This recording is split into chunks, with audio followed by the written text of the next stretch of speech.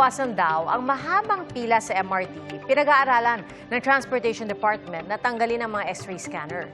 Inusuhan niya sa Barangay Saksi ni Dano Tingkungko.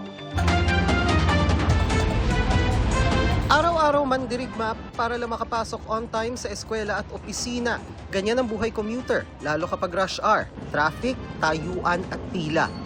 Ang Department of Transportation may gustong subukan para mabawasan ang mahabang pila sa MRT. Yung X-rays kasi nakita namin na isa sa mga rason kung bakit nagkakaroon ng mahabang pila. So baka naman merong mga paraan para palitan natin yung X-ray ng mga security measures na epektibo pero hindi makaka-cause ng pila. So magpapayag tayo sa ilang stasyon sa MRT3 starting next week. Maglalagay tayo through DICT ng mga security cameras na may AI na to mitigate yung pagtanggal ng X-ray machine. Tinanong namin ng mga kapuso online kung pabor silang tanggalin ang mga X-ray machine sa mga MRT station. Sagot ng isa, pabor dahil mas epektibo naman ang mga K9 sa security search. Komento naman ng isa, huwag tanggalin ang mga X-ray. Mas okay na raw na maabala para sa kaligtasan ng mga pasahero. Hindi rin pabor ang isa pa, dapat daw damihan na lang ang X-ray machine para maging mas mabilis. At sagot ng isa pa, hindi dapat alisin dahil nag-invest na ang gobyerno sa mga X-ray machine.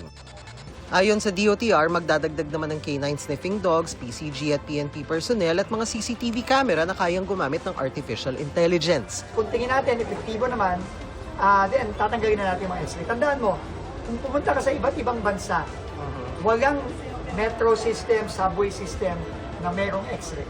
Wala ka makikita. Sa Pilipinas lang meron yan. Tayo lang. So, ibig sabihin, merong ginagawa ang mga ibang bansa para siguraduhin na secure pa rin ang mga metro rail station.